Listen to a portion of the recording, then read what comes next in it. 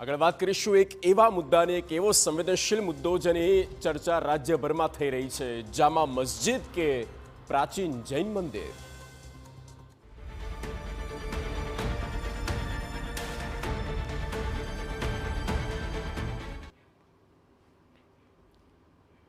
થોડા દિવસો અગાઉ જામા મસ્જિદમાં પૂજા વિધિ કરાઈ હોવાનો એક વિડીયો સામે આવ્યો હતો અને આ ઇમારતનો અસલ હકદાર કોણ, આ સવાલ ઊભો થયો હતો. શું ઇબાદત કરનાર મુસ્લિમ સમાજ કે પૂજા પાઠ કરનાર હિન્દુ સંગઠન? જો કે વિવાદ હવે વધુ ગરમાયો છે.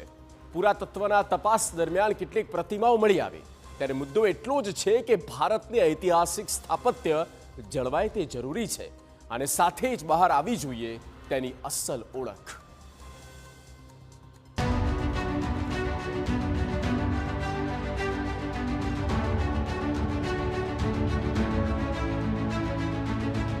ભરૂચ ઇતિહાસના અનેક પાના પોતાની અંદર સમાવી બેઠેલું શહેર. અહીં આવેલી જામા મસ્જિદ વર્ષોથી ધાર્મિક અને ઐતિહાસિક મહત્વ ધરાવે છે, પરંતુ હવે આ જ ઇમારતને લઈને એક એવો વિવાદ સામે આવ્યો છે જે માત્ર માલિકીનો નહીં પરંતુ ઇતિહાસના અસ્તિત્વનો સવાલ છે. શું આ ઇમારત ખરેખર એક પ્રાચીન મસ્જિદ છે કે પછી 800 વર્ષ જૂનું જૈન મંદિર?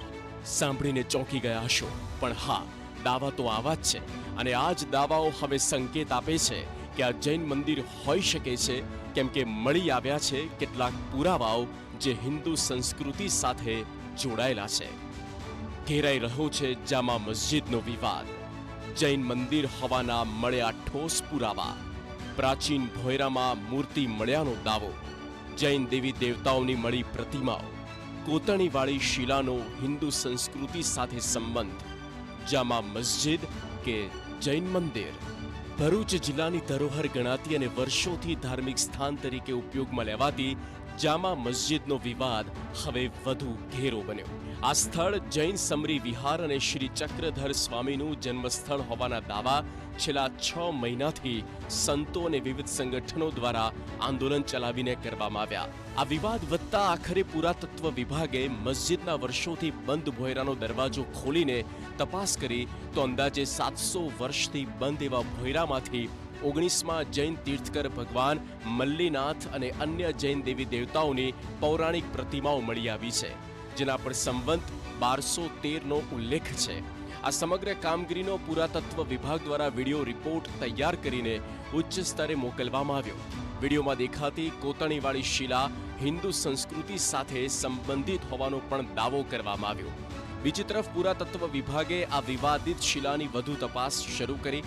સંતે વધુમાં એવો પણ દાવો કર્યો કે મસ્જિદના કૂવાની તપાસ કરવામાં આવે તો ત્યાંથી પણ મૂર્તિઓ મળી શકે છે.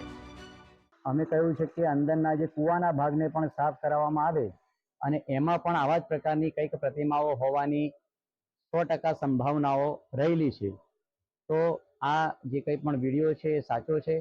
ભગવાન 19માં તીર્થંકર મલ્લીનાથજીની પ્રતિમા, ગણેશજીની પ્રતિમા, એવી અન્ય દેવ દેવતાની પ્રતિમા ખંડિત અને વિકૃત સ્થિતિની અંદર મળી આવેલ છે. 2 દિવસ પહેલા પુરાતત્વ વિભાગે મસ્જિદ પરિસરમાં કરાયેલા નવા બાંધકામ એવા વજૂખાનાને તોડી પાડ્યું હતું. મસ્જિદ પરિસરમાંથી બિનઅધિકૃત દબાણ દૂર કરવાની પ્રક્રિયા હાથ ધરવામાં આવી. સાથે જ સુરક્ષા અને કાયદો વ્યવસ્થા જાળવવા માટે મસ્જિદના પાછળના દરવાજાને તાળું મારી સીલ કરી દેવાયો. વિવાદનું મૂળ ઇતિહાસ સાથે જોડાયેલ છે. હિન્દુ અને જૈન પક્ષનો દાવો છે કે 13મી સદીમાં અલાઉદ્દીન ખિલજીના આક્રમણ સમયે મૂળ જૈન સમરી વિહાર મંદિરને મસ્જિદમાં પરિવર્તિત કરવામાં આવી, જેના સ્તંભો પર આજે જૈન પરંપરાની પ્રાચીન કોતરણી જોવા મળે છે. જ્યારે બીજી તરફ મુસ્લિમ બિરાદરો અહીં સદીઓથી શુક્રવારની નમાઝ અદા કરતા આવ્યા છે. હાલમાં આ ઐતિહાસિક ઇમારતને મૂળ ઓળખને લઈને બંને પક્ષો પોતપોતાના દાવા કરી રહ્યા છે.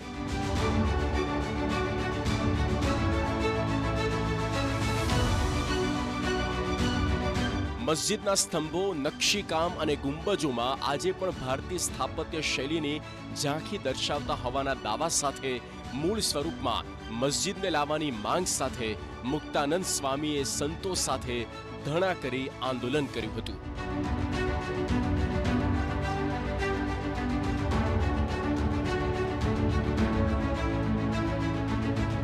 વાયરલ વિડીયો અંગે જામા મસ્જિદના ટ્રસ્ટીએ કહ્યું કે ભોયરામાંથી મૂર્તિ મળી તેવો દાવો છે, પરંતુ આ વિસ્તારમાં જવું પ્રતિબંધિત છે. ત્યાં કેવી રીતે લોકો ગયા તેની વહીવટી તંત્ર તપાસ કરે. સાથે તેમણે કહ્યું કે અમે ભાઈચારો જાળવી રાખવા અપીલ કરીએ છીએ.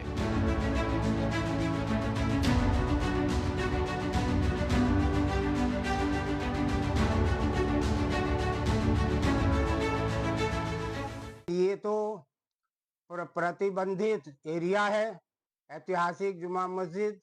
उसमें से कोई जांच नहीं सकता, कुछ ले नहीं सकता, कुछ निकाल नहीं सकता.